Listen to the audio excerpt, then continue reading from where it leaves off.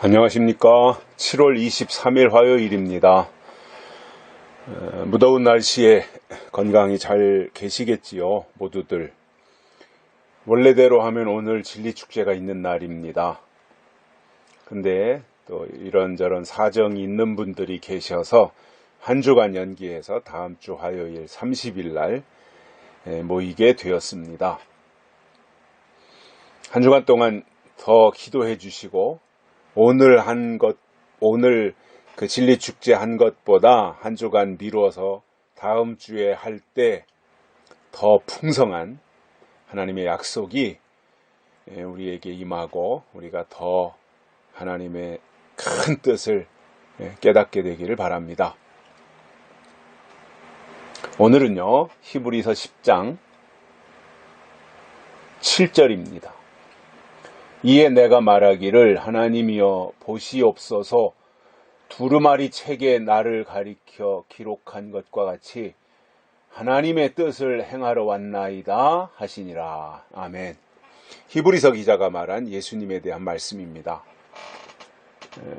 이사야서에 있는 말씀을 인용해서 이렇게 설명을 했습니다. 우리가 이 세상을 사는 데 있어서 자주 있는 일은 아니지만 이렇게 법이 바뀔 때가 있어요. 우리나라 헌법은 바꾼 지가 한 30몇 년 됐죠. 수정한 지가, 헌법 수정한 지가. 그리고 또 이제 이렇게 30여 년 세월이 지나면서 수정할 부분들이 발생했기 때문에 작년에 문재인 정권 들어서서 그 헌법을 수정하려고 시도하다가 무산되고 말았죠. 근데 아마 내년 국회의원 선거 끝나고 나면 그 선거 결과에 따라서 이 문재인 정권이 그 문제를 또 들고 나올 겁니다. 어떻게 하든지 헌법을 개정하려고 하거든요. 그래서 그 좌파가 장기 집권할 수 있는 그 체제를 만들려고 할 거고, 또 북한과 연방제를 하는 내용들을 그 헌법에 포함시킬 것이고, 또 여러 가지 우리가 지금 우려하고 있는 동성애 문제라든가 이러한 것들을 이제 들고 나올 텐데, 사실 이게 표면적으로 드러나는 내용과 그 속에 담긴 깊은 뜻을 우리가 잘 분별할 줄 알아야 됩니다.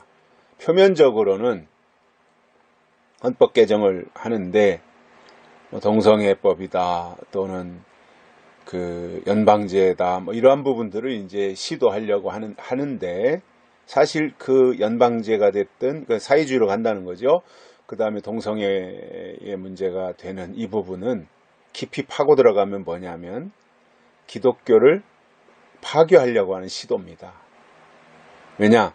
기독교가 존재하고 있는 한 사회주의를 하기가 쉽지 않거든요. 왜냐? 기독교는 사회주의, 공산주의를 싫어해요. 왜냐? 공산주의 자체가 무신론이기 때문에 기독교가 무신론을 할 수 없잖아요. 근데 사회주의, 공산주의는 무신론이란 말이에요. 그렇기 때문에 교회를 이렇게 말살시켜야 되는데, 종교 자유가 헌법에 있는 상황에서 기독교 말살이 안 되잖아요. 근데 그렇다고 해서 현 상황에서 어떤 종교의 자유라고 하는 이 부분을 또 헌법에서 삭제한다 그러면 종교가 다 들고 일어나서 난리가 날 거 아니에요? 그러니까 그런 부분들은 그대로 두고 은밀하게 기독교를 탄압하기, 기독교를 말살하기 위한 그 대안으로서 그 대표적인 것이 동성애 문제를 들고 나온 거죠. 그러면 교회가 그 문제를 절대 수용하지 않을 거 아니에요. 공산주의 수용하지 않는 것처럼 교회가 동성애 수용한다면 그건 더 이상 교회가 아니거든요. 물론 타고나기를, 어떤 그 동성애 하는 사람들처럼 타고나기를, 이성을 봐서는 아무런 느낌이 없는데 동성을 보면 뭔가 이렇게 충동이 일어나고 어떤 느낌이 있다. 그건 누가 말리겠어요. 타고나기를 그렇게 타고난 건데, 유전자가 그러니까. 그러니 그런 사람들끼리 모여서 어떤 행위를 하든 그거야 자기들의 어떠한 선택에 달린 거라고 보지만, 그렇다고 대한민국 국민으로서 그들을 위해서 그것을 헌법을 만들어준다, 법까지 만들어준다라고 하는 것에 대해서는 저는 반대하는 거예요. 그분들도 똑같은 인격이고 그렇게 그러한 어떤 감정, 이성에 대한 감정보다는 동성에 대한 감정이 더 그들에게는 커서 동성과 만나야 그들에게 어떤 행복감을 느낀다라는 것 때문에 동성을 만나서 동성끼리의 어떠한 애정 행각을 하는 것에 대해서는 누가 말리겠어요? 저도 그것에 대해서는 그러나 그것에 그렇게 하도록 법을 만들어준다라고 하는 것에는 반대한다라는 거죠. 그들이 그렇게 하는 것은 내버려 두는 거죠. 그들이 그렇게 하든 말든 그거야 피해 주는 게 아니라면. 근데 국가가 그것에 대해서 법을 만들어준다. 그리고 그것에 대해서 동조한다, 국가가. 그런데 결국은 그것이 그렇게 함으로써 이제 동성애법이 결국은 이제 인권법하고 다 같이 연결이 되어서 그렇게 동성애 하는 것에 대해서 죄악시하고 교회가 또 그런 것에 대해서 설교를 한다. 그러면 법 위반이 되는 거잖아요. 그 법이 만들어지고 나서는. 차별하는 것이니까 차별금지법에 해당이 되고 동성애 이런 것들이 다 이제 설교 시간에 설교하면 다 차별이 된 것이니까 처벌을 할 거 아니에요, 다. 이렇게 가는 거예요. 그러니까 종교의 자유를 박탈하는 것이 아니라 종교의 자유 항목은 그대로 두는데 다른 법을 만드는 거죠. 그 동성애법. 그래서 동성애법 속에 차별금지법이라는 것을 다 포함시켜가지고 결국은 기독교를 제압하려고 하는 거예요. 그래놓고 사회주의로 가려고 하는 거예요. 무시무시한 겁니다. 저는요, 이렇게까지 치밀하게 준비하고 나라를 전복시킬 줄을 저는 몰랐어요, 진짜로. 마음에 안 드는 부분들이 있고, 문재인 씨가 그전에도 수시로 거짓말을 하는 것에 대해서 저는 대통령 하겠다는 사람이 저렇게 거짓말을 밥 먹듯이 하나, 저 사람은 자격 없다.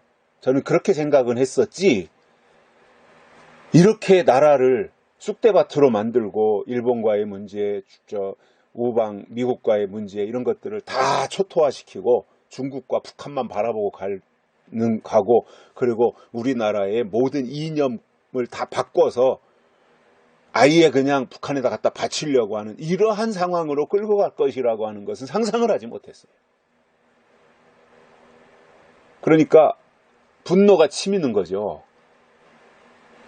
아니 어떻게 저럴 수가 있는가? 저럴 수가 있는가? 하나하나 하는 것을 보면 저럴 수가 있는가?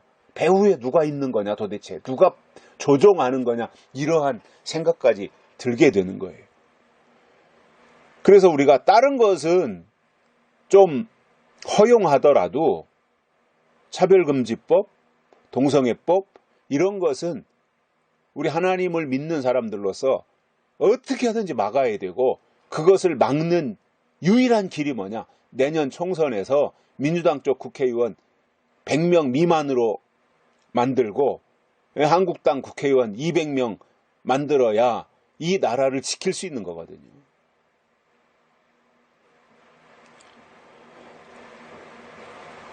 자, 그러면 하나님이 어떻게 이끌고 가실지는 모르겠습니다만은 아무튼 현재만 보면 굉장히 위태위태하고 불안불안합니다. 물론 이것도 성경을 이루시는 하나님의 방법 그리고 과정 중에 하나라고 생각은 합니다, 저도.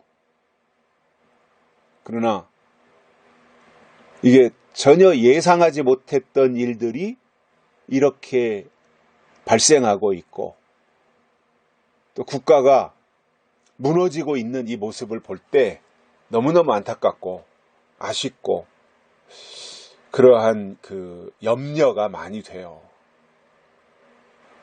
그래서 국가를 위해서 우리가 더 기도해야 되고 하나님이 개입하셔서 더 이상 대한민국이 무너지거나 좌경화되거나 하는 그러한 일이 없기를 우리가 나서서 기도함으로, 기도의 힘으로 막아야 되겠다. 미스바의 회개운동이 일어날 때 하나님이 이방인들의 침략을 막으시고 오히려 그들을 쫓아내서 저 밖에까지 밀어내는 그 역사를 일으키신 것처럼 그러한 일들이 우리 대한민국에서도 일어나겠구나 하는 그러한 또 다른 한편으로는 하나님의 역사를 기대하는 마음도 생기더라는 거예요. 누군가는 또 그 역할을 해야 되잖아요.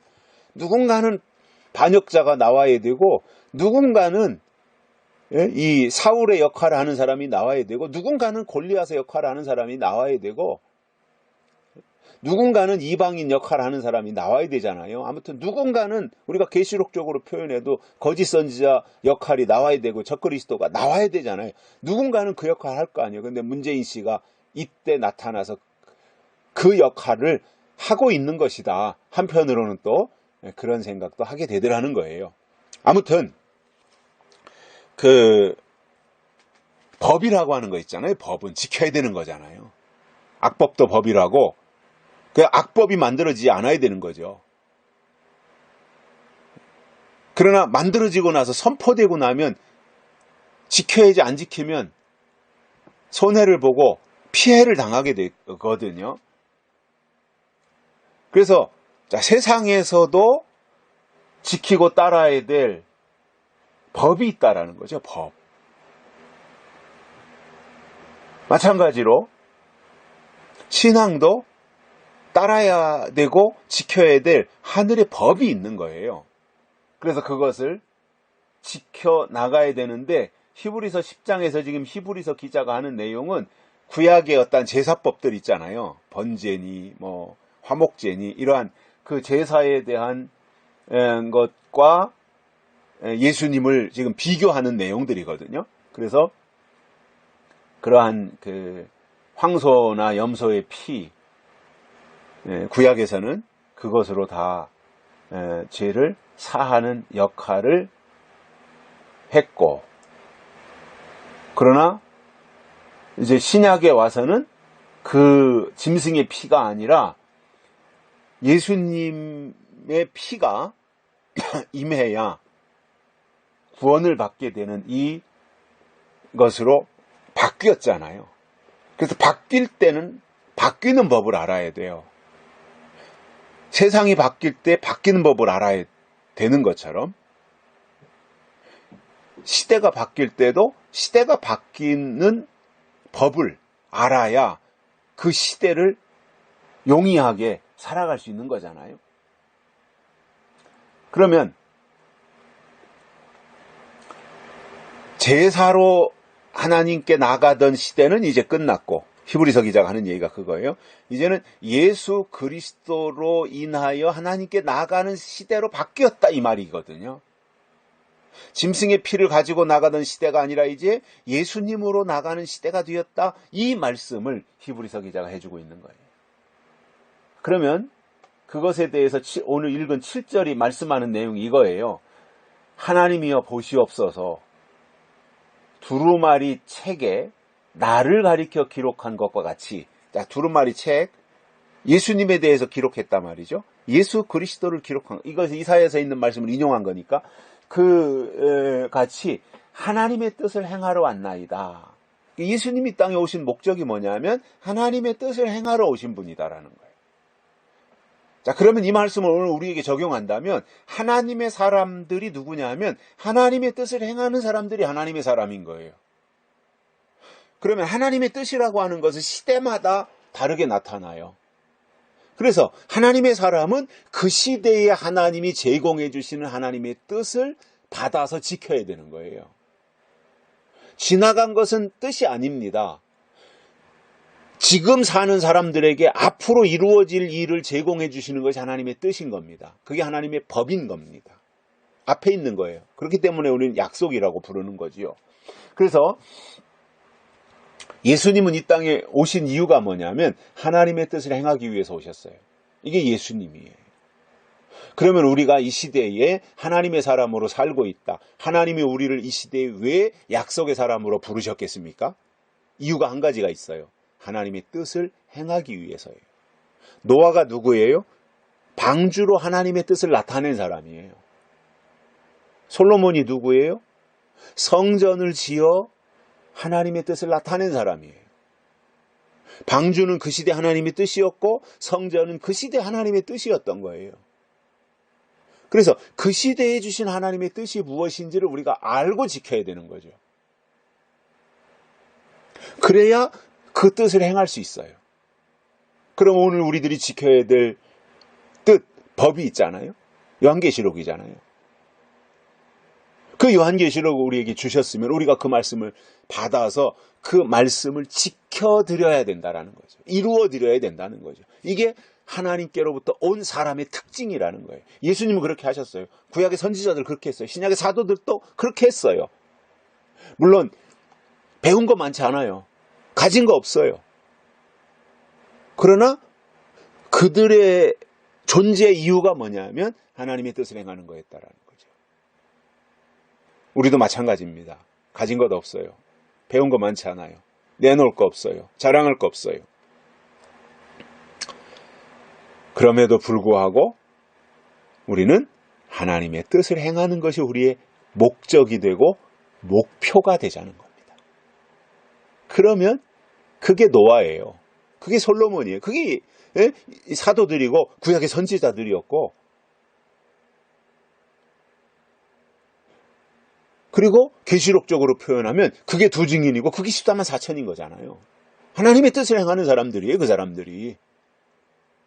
그래서 저는 계시록에서 말하는 두 증인이다 뭐 이런 분들에 대해서 뭐 너무 거기에다가 의미를 부여하다 보면 이단되는 거예요. 두 증인에다가 의미를 너무 부여하면 이단되는 거예요.